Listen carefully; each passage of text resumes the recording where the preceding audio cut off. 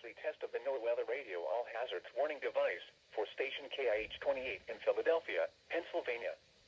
During potentially dangerous weather situations, specially built receivers are automatically activated to warn of the impending hazard.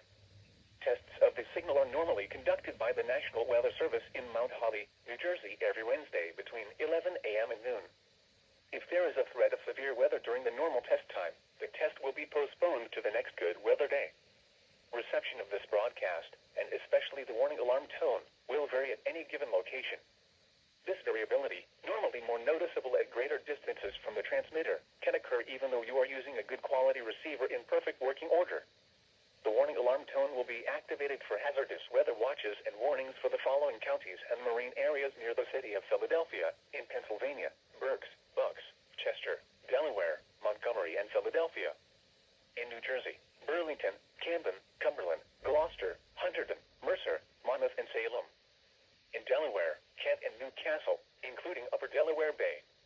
And in Maryland: Cecil, including Chesapeake Bay north of Pools Island.